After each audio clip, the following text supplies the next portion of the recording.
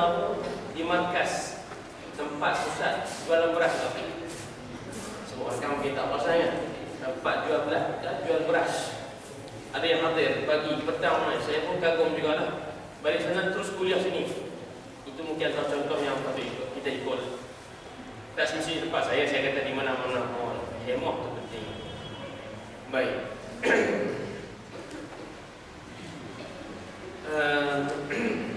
Kita sambung. Katanya al-Islamu yuharimu tamathila. Itu judul kita pada malam. Islam mengharamkan patung.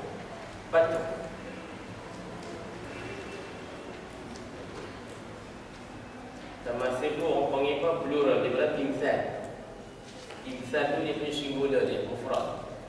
Nah, 1, 2, 3. Ini banyak ni tamathil, patung-patung.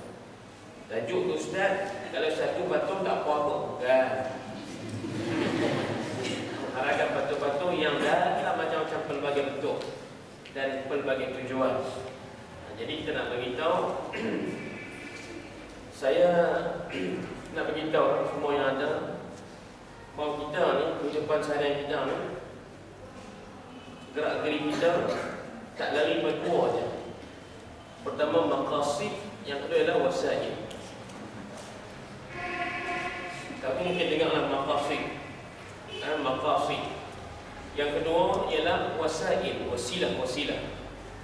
Jadi baik sama ada dalam kehidupan harian kita sebagai manusia yang bertabiat, sebagai manusia, kita ada maqasid, kita ada wasail. Wasail maknanya apa? Wasilah. Dan apatah lagi dalam kehidupan beribadat kita pun, solat kita, puasa kita, seterusnya, Quran yang kita baca, ada maqasid dan ada wasail. Kalau orang tanya kita maqasid itu apa, kita kata tujuan dan matlamat. Maqasid. Kalau orang tanya kita wasail itu apa Ustaz? Wasail adalah wasilah, yakni perantara, jalan, kaedah, cara, kaifiat, resepi, menu dan seumpamanya. Kita cuba contohkan tadi, kalau solat, apakah tujuan maqasid solat kita? Ialah al-ubudiyah, mengabdikan diri kepada Allah. Itu tujuan. Tujuan kita adalah mengabdikan diri kepada Allah Ta'ala. Itu disebut sebagai maqasid, objektif kita, ibadah yang kita buat. Dan caranya untuk kita dekatkan kepada Allah Ta'ala, mengabdikan diri kepada Allah, wasail banyak. Solat antaranya, paling mudah puasa antaranya. Kadang-kadang orang pergi ke Mekah berhaji, itu pun antaranya wasail. Dan saya nak beritahu juga bahawa dalam maqasid, tujuan atau matlamat kita, dan juga dalam wasail, cara kita mencapai matlamat, dia ada pula hikmah-hikmah, faedah-faedah yang banyak. Yang ni kita tak berbincang, cuma saya nak beritahu je perkaitan kaedah tadi. Likulli hukmin maqasidu wa wasailu. Bagi setiap perbincangan atau setiap perkara itu, dia ada maqasid, tujuan, dan dia ada wasail, panggil wasilah. Apa yang kait dengan tajuk kita ni Ustaz?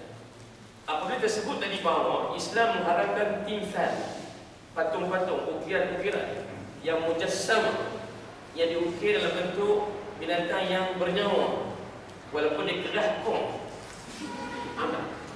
diukir dalam bentuk rupa manusia. Mak Tyson barangkali takut tengok patung Mak Tyson. Barangkali dalam rupa Susan Mubarak, barangkali nampak relax sekilas. Tapi soalan yang kita timbul tadi bahawa kenapa bila Islam mengharamkan maqasid? Kenapa? Apakah tujuan? Apa pasal dia? Maqasid. Bila tujuan tadi perlu diraihkan, bermaksud segala wasilah, wasilah yang kita sampai dengannya kepada tujuan tersebut perlu kita raihkan. Sekiranya tujuan itu wajib, wasilah pun wajib. Sekiranya tujuan itu sunat, wasilah pun sunat. Sekiranya tujuan tadi menyebabkan kita terjebak kepada benda haram, perkara haram, maka wasilah ke situ pun haram juga. Boleh faham tak? Begitu. Jadi bila disebut di sini wasilah yang dibincangkan pada majlis tentang patung, pembuatan patung, beli patung, hidup dengan patung, ya. Letak patung dalam almari saja dan seumpamanya lah. Sama ada patung itu patung dalam rupa hayawan binatang yang boleh makan daging ataupun tidak, ataupun patung dalam rupa manusia. Baik, diharamkan kerana patung-patung itu termasuk dalam wasilah yang boleh membawa kepada maqasid yang tidak syar'iyyah. Iaitulah apa? Membawa pertamanya kepada mencabar ciptaan Allah Subhanahu wa taala. Yang paling berat lagi lah apa? Kadang-kadang patung itu membuatkan kita ni di luar agama Allah Taala. Orang itu boleh keluar daripada agama Allah kerana patung. Tidak ada makna solatnya kerana patung telah mengkufurkan dia kepada Allah. Bukan kufur nikmat yang kita bincang dulu lepas, tapi kufur akidah.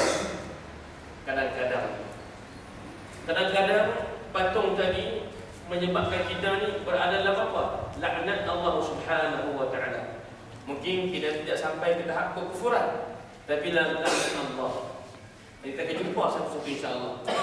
Maka melihat kepada tujuan tadi boleh membuat syirik kepada Allah, mencabar ciptaan Allah Taala.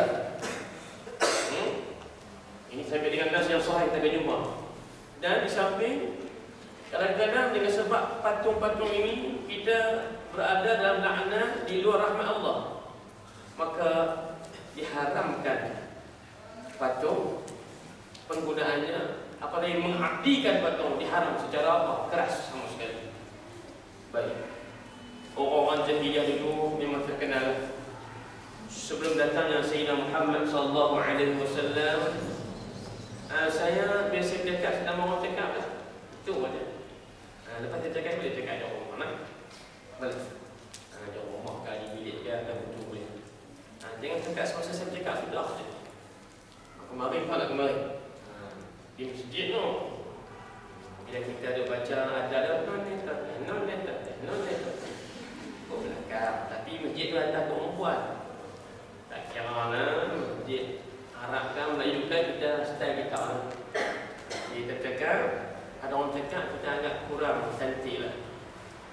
Macam awak lah tengah nak balik Malaysia kan. Lepas kawan tanya, hai hang salah aku tengah Malaysia tadi. Marah kawan kan, kacau online. Macam tu lah. Betul tak?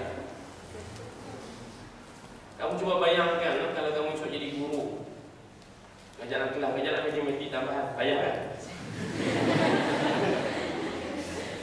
Dah bayar, tiba-tiba ada anak murid semang belakang depan, hati duk. Pasal apa? Isyak kau budak ni. Tak malah kerajaan menakan guna warisan kan. Dulu tak bagi isyak. Tak apa niat ke?